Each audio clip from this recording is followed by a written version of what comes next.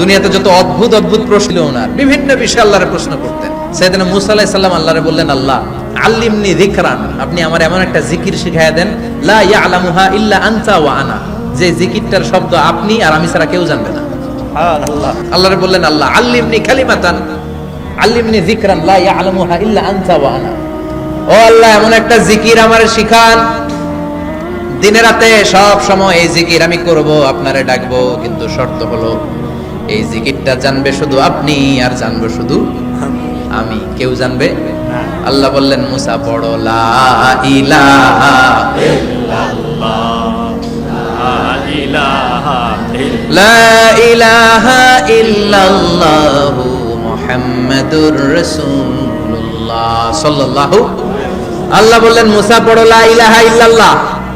মুসা আলাইহিস সালাম কয়, মাবুদ এটা তো জাতীয় জিকির, সবাই জানে। জানে না, জানে না লা ইলাহা ইল্লাল্লাহ এমন কেউ আছে? কথা কন, জানেন না আপনারা? কথা বলেন, জানেন না? মুসা আলাইহিস সালাম বললেন, আল্লাহ এটা জাতীয় জিকির কইলেন কেন? আমি তো চাইছি এক্সট্রা অর্ডিনারি, অসাধারণ একটা জিকির, সুপারক্যালিফ্রাজিলিস্টিক এক্সপিয়ালিডোসাস, এক্সেলেন্ট একটা জিকির, আনপ্যারালাল, কারো কাছে নাই, শুধু আমি জানবো আর আমি পড়বো। আল্লাহ বললেন, মুসা এই লা ইলাহাকে যদি এক পাল্লায় রেখে দাও, তামাম বিশ্ব, সাত আকাশ, সাত জমিনটারে তুলে যদি তুমি আরেক পাল্লায় রেখে দাও, লা রাজাহাত কাফাতু লা ইলাহা ইল্লাল্লাহ, মুহূর্তের মধ্যে লা ইলাহার পাল্লা ভারী হয়ে যাবে। সুবহানাল্লাহ। ও মুসা, তুমি যতই এক্সক্লুসিভ জিকির চাও, লা ইলাহার চেয়ে দামি জিকির আমার কাছে নাই। চিৎকার করে পড়তে হবে আল্লাহু আকবার। আবার আপনি যখন লা ইলাহা ইল্লাল্লাহ এটা পড়েন, জিকির করেন কার? ঝিনুকের ভেতর লুকিয়ে থাকে যেমন মতি, ঝিনুকের ভেতর লুকিয়ে থাকে যেমন মতি, কালমা শাহাদাতে আছে আল্লাহর জ্যোতি, কালমা শাহাদাতে আছে আল্লাহর জ্যোতি। পড়েন সুবহানাল্লাহ। সুবহানাল্লাহ। লা ইলাহা ইল্লাল্লাহ সবচেয়ে শ্রেষ্ঠ জিকির। তার মানে নামাজও জিকির, কোরআনও জিকির, এই যে আমরা ওয়াজ করতেছি এটাও কি? কথা কন। বিশ্ব নবীর আল্লাহ বললেন, ও নবী ফাযাক্কির ইন্নামা আনতা, ও নবী আপনি জিকির করেন মানে ওয়াজ করেন। ইন্নামা আনতা মুযাক্কির, ও নবী আপনি ওয়াজ করে শোনান। লাস্তা আলাইহিম বিমুসাইদির, আপনারে দারোগা বানিয়ে পাঠাই নাই, আপনি শুধু ওয়াজ করেন। কার কথা? চিল্লায় বলেন কার কথা? আল্লাহর। কিন্তু এইখানে জিকির দ্বারা উদ্দেশ্য হচ্ছে জুমার খুতবা। ফাসআউ ইলা যিকরিল্লাহ, আল্লাহর জিকিরের দিকে ধাবিত হও, এই জিকির দ্বারা উদ্দেশ্য হলো জুমার খুতবা। তার মানে জুমার খুতবা যে খতিব সাহেবরা দেন, এখানে মসজিদের খতিব আছেন কারা কারা? দেখি একটু হাত তোলেন তো। 1 2 3 4 5 6 7, গুণে শেষ করা যাবে না, অনেক খতিব। আল্লাহ এই খতিবদেরকে তুমি কবুল করো। আর জোরে পড়েন আমিন। এই যে যিকরুল্লাহ, ফাসআউ ইলা যিকরিল্লাহ দ্বারা আল্লাহ তাআলা জুমার খুতবাকে বুঝিয়েছেন। কি বুঝিয়েছেন? মনোযোগ আপনাদের আছে না গেছে? শেষ করে দেই, অনেক রাত হয়েছে তো। ছোট্ট একটা দোয়া পড়ি, শেষ করব? আরো কয়েক মিনিট মনোযোগ থাকবে? তাকবীর দেন, লিল্লাহি তাকবীর। আরো জোরে দেন, লিল্লাহি তাকবীর। ফাসআউ ইলা যিকরিল্লাহ, আল্লাহর জিকিরের দিকে, আল্লাহর স্মরণের দিকে ধাবিত হও। এটা দ্বারা উদ্দেশ্য হচ্ছে জুমার খুতবা। আল্লাহ বুঝাতে চাইলেন জুমার খুতবা যাতে মিস হয়ে না যায়, এজন্য জুমার খুতবারে যেন তেন মনে করবেন না, এটা ওয়াজিব। জুমার নামাজ যেমনি ওয়াজিব, জুমার খুতবা দেওয়াও, কথা বলেন, জুমার খুতবা ওয়াজিব, শোনা ওয়াজিব, খুতবা দেওয়া ওয়াজিব। এই জন্য রব্বুল আলামিন জোহরের নামাজকে ফরজ করে দিয়েছেন 4 রাকাত। যেহেতু জোহরের নামাজের আগে পরে কোনো খুতবা নাই, জুমার দিন খুতবা আছে, তাই জুমার দিন 4 রাকাত থেকে কমিয়ে তিনি 2 রাকাত করে দিয়েছে। কি ব্যালেন্সড ইসলাম, কি ভারসাম্যপূর্ণ আমাদের জীবন বিধান। প্রতিদিন জোহরের সময় ফরজ কয় রাকাত, কিন্তু জুমার দিন ফরজ কয় রাকাত? 2 রাকাত কমাইলো কেন? খুতবা। সুবহানাল্লাহ কইবেন না? এজন্য জুমার খুতবাটা খতিব সাহেব যারা আছেন খুবই জরুরি। এটাকে খুব কনস্ট্রাকটিভ মুডে সমাজে তুলে ধরতে হবে, মানুষকে এডুকেট করতে হবে, ইনস্ট্রাক্ট করতে হবে। আপনাদের অনেক দায়িত্ব, you have huge responsibilities in your shoulder. আপনাদের অনেক দায়িত্ব। খতিব যারা, এটা ছোটখাটো কোনো রেসপন্সিবিলিটি নয়, এটা অনেক বড় দায়িত্ব। এজন্য জুমার দিন মানুষকে আপনার শিক্ষিত করতে হবে। এই জুমার খুতবা, জুমার আলোচনার সাথে পৃথিবীর কোনো আলোচনার কোনো মিল নাই, কারণ জুমার আলোচনা সব সময় অন টাইম, একটা নির্ধারিত সময়ে হয়। পৃথিবীর অন্য কোনো আলোচনা নির্ধারিত সময়ে হয় নাকি? কথা কন। আমরা বক্তারা নির্ধারিত সময়ে মাইক পাই? কথা কন। কোনদিন 8টায়, কোনদিন 9টায়, আজকে পড়ছি কয়টায়? কিন্তু জুমার খুতবার এটা চেঞ্জ হয়। কি বরকতের একটা জলসা! ওই দিন সবাই আসতে হয় মসজিদে। ফুল টাইম নামাজি এরা আসে, পার্ট টাইম নামাজি এরা আসে, বেনামাজি এরাও আসে, আস্তিক এরা আসে, নাস্তিক এরাও আসে, আওয়ামী লীগ আসে, বিএনপি আসে, জাতীয় পার্টি আসে, জামাত ইসলাম আসে, হেফাজতে ইসলাম আসে, তাবলীগের ভাইয়েরা আসে, পীরের মুরিদেরা আসে, সবাই আসে। তাহলে এটা জরুরি দিন না?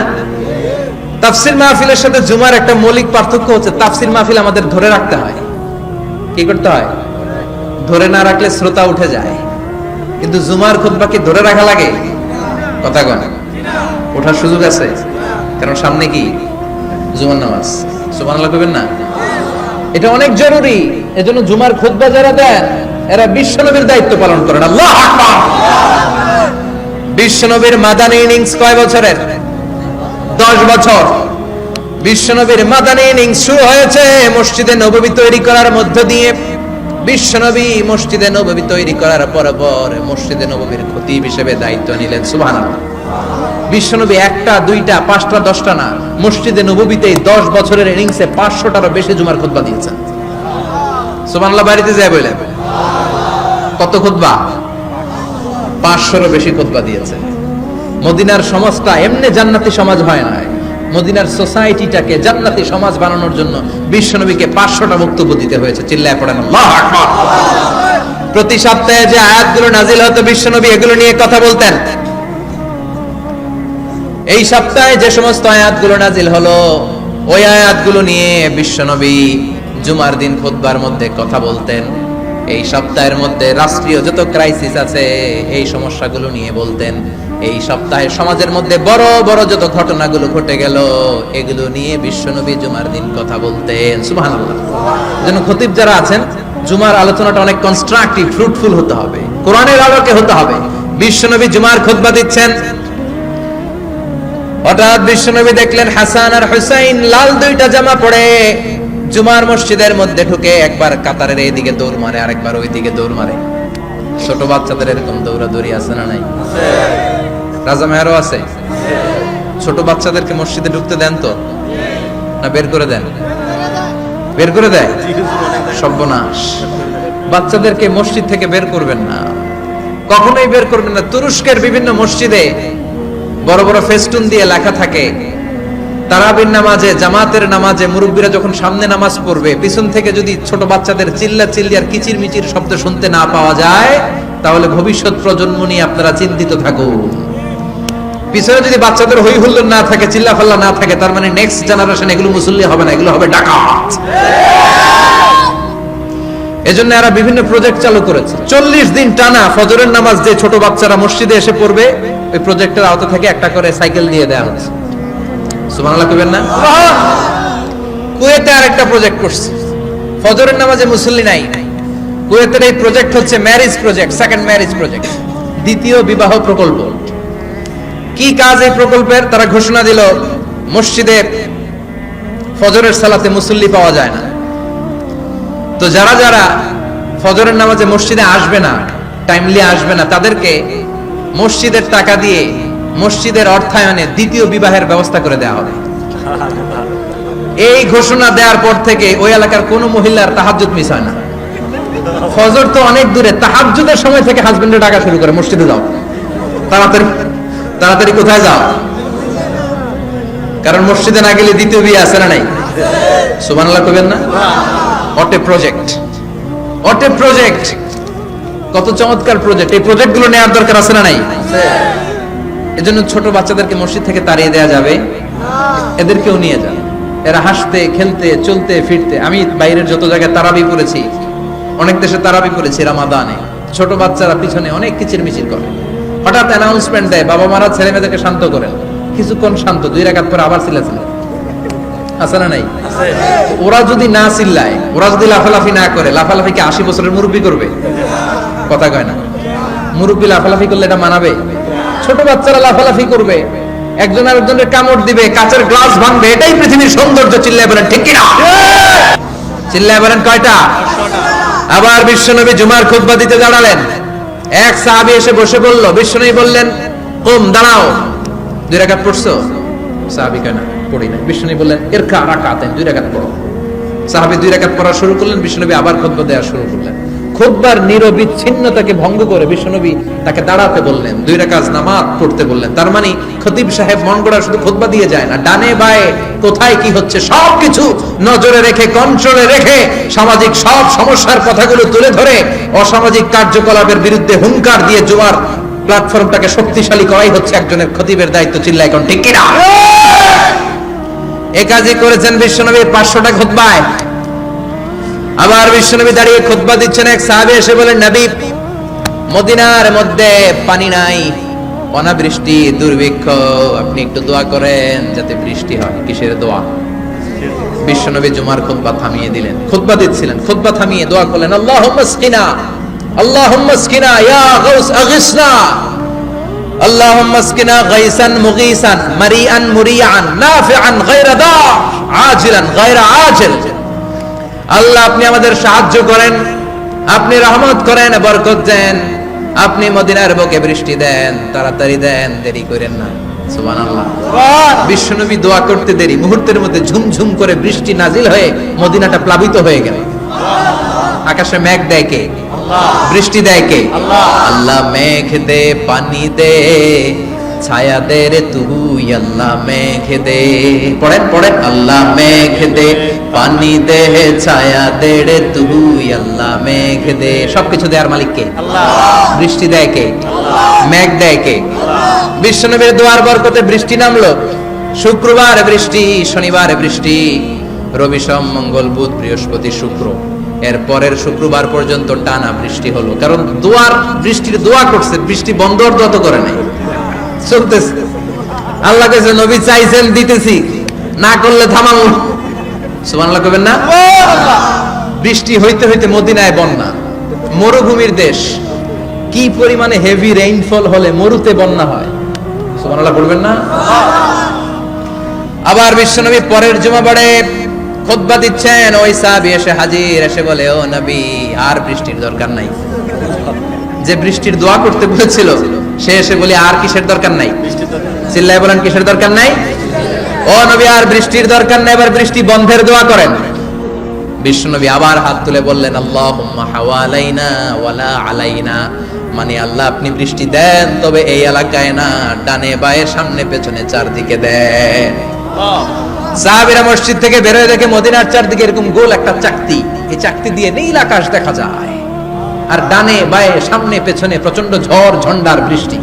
মদিনার আকাশে এক ফোঁটাও বৃষ্টি নেই। চিল্লায় কোন সুবহানাল্লাহ। এগুলো হচ্ছে বিশ্বনবীর খুতবার বরকত। 500টা খুতবা দিয়েছেন, এজন্য খতিব সাহেবরা ভালো করে খুতবা দেওয়ার দরকার আছে না নাই? আল্লাহ বললেন, ইদা নুদিয়া লিস-সালাতি মিন ইয়াউমিল জুমআতি ফাসআউ ইলা যিকিরিল্লাহি ওয়া দারুল বাই। জুমার আযান যখন হয়ে যায়, জুমার নামাজ পড়তে যাও, বেচা কেনা বন্ধ করে দাও। কার কথা? আল্লাহর। Close the shop, shut down the shop, close the market. Market বন্ধ, দোকানের শাটার নামাও, ক্যাশ বক্সে তালা ঝুলাও, ব্যবসা প্রতিষ্ঠান, মার্কেট সবগুলো বন্ধ করে একজনের জিকিরের দিকে ছুটবা। তিনি কে? আল্লাহ। অল্প 1-1.5 ঘন্টার জন্য যদি ব্যবসা বন্ধ রাখেন, পরে যখন আবার দোকান খুলবেন, জুমার বরকতে ব্যবসা বাড়িয়ে দিতে পারে কে? এরপর আল্লাহ বললেন, ফাইদা কুদিয়াতিস সালাতু ফান্তাশিরু ফিল আরদি ওয়াবতাগু মিন ফাদলিল্লাহ ওয়াযকুরুল্লাহা কাসীরান লাআল্লাকুম তুফলিহুন। যখন নামাজ শেষ হয়ে যায়, ফাইদা কুদিয়াতিস সালাতু ফান্তাশিরু ফিল আরদ, জুমার নামাজ যখন শেষ হয়ে যায়, জামাতের নামাজগুলো যখন শেষ হয়ে যায়, ফান্তাশিরু ফিল আরদ, জমিনে ছড়িয়ে যাও, ওয়াবতাগু মিন ফাদলিল্লাহ, আল্লাহর কাছ থেকে ফজল তালাশ করো, মানে রিজিক তালাশ করো। কার কথা? আল্লাহ। নামাজ শেষ মসজিদে থাকবেন? কই যাবেন? কথা কম, জোরে কম। নামাজের সময় ঢুকবেন কই? মসজিদে। নামাজ শেষে যাইবেন কই? আবার বলেন আজান হলে ঢুকবেন কই? আজান শেষ, নামাজ শেষ, যাবেন কই? কুদিয়াতিস সালাহ ফান্তাশিরু ফিল আরদ। এটা হচ্ছে ইসলামের বিধান। মসজিদে গোল হয়ে বসে থাকার কোনো বিধান নাই। শুধু মুরব্বী যারা, কাজ নাই, ফ্যামিলিরে দেওয়ার কিছু নাই, অবসর সময় অঢেল সময় মসজিদে বসে তেলাওয়াত করেন, জিকির করেন, সমস্যা নাই। কিন্তু যুবক যারা, নামাজের পরে সমাজকে উপহার দিবা, রাষ্ট্রকে অনেক কিছু উপহার দেওয়ার আছে, তোমার ফ্যামিলির প্রতি অনেক দায়িত্ব আছে, কর্মক্ষম কেউ নামাজের পরে মসজিদে অলস সময় কাটানো যাবে না। বিধানটা কার? ওমরে ফারুক মসজিদে নববীর ইমাম, জোহরের নামাজের ইমামতি করলেন, বের হয়ে আসলেন, দেখেন মসজিদের বারান্দায় ইয়ামান থেকে আসা কিছু লোক গোল হয়ে বসে বসে জিকির করে। কি করে? মনোযোগ নাই। কি করে? জিকির করে। উনি চলে গেলেন, আসরের সময় আবার ইমামতিতে আসলেন, আসরের সালাত পড়িয়ে চলে যাচ্ছেন, আবার দেখে গোল হয়ে জিকির করে ওই দল। মাগরিবের নামাজে ইমামতি করলেন, চলে যাওয়ার সময় দেখে সবাই যায়, এরা যায় না, গোল হয়ে বসে বসে জিকির করে আর তাসবিহ পড়ে। এবার ওমরে ফারুক বললেন, আসসালামু আলাইকুম। সবাই বলে ওয়ালাইকুম আসসালাম। মান আনতুম? তোমরা কারা? কয় নাহনু আল মুতাওয়াক্কিলুনা আলাল্লাহ, আমরা আল্লাহর উপর তাওয়াক্কুল করছি। তো তাওয়াক্কুল করে যে বসে আছো, তোমাদের ফ্যামিলি নাই, ছেলে মেয়ে নাই, দায় দায়িত্ব নাই, সমাজকে উপহার দেওয়ার মতো কিছু নাই, আর তোমরা যে বসে আছো তিনটা বেলা খাইলা কোত্থেকে? না রোজাদার। ইয়ামানি লোকগুলো বলে না রোজা রাখি নাই, খাইছি। ওমর বলল বড় আল্লাহর ওলি খানা করতে আইছে। আমাদের জিকির আর বুজুর্গি দেখে আশেপাশের লোকজন খানা দিয়া গেছে। ওমরে ফারুক বলে তাইলে তো তোমরা মিথ্যাবাদী, তোমরা মুতাওয়াক্কিলুনা আলাল্লাহ নও, তোমরা আল্লাহর উপর তাওয়াক্কুল করনি, তোমরা হচ্ছে আল মুতাওয়াক্কিলুনা বা'দুকুম বা'দা, একে অপরের উপর নির্ভরশীল। যারা খানা দিয়ে যায় এদের উপর তোমরা নির্ভরশীল। তোমরা জিকির করার তাকায় থাকো, বাটি আসে কোন দিক দিয়া, খাবারের প্লেট আসে কোন দিক দিয়া, জোরে কোন ঠিক কিনা? আল্লাহর উপর তাওয়াক্কুল এটা নয়। আনতুমুল মুতাওয়াক্কিলুন বা'দুকুম বা'দা। এখনই মসজিদ থেকে বের হয়ে যাও। এরপরে কোনদিন নামাজের পর গোল হয়ে বসে থাকতে দেখলে পিটায়া মসজিদ থেকে তাড়াবো। এটা হচ্ছে ইসলামের বিধান। চিল্লা এখন ঠিক কিনা?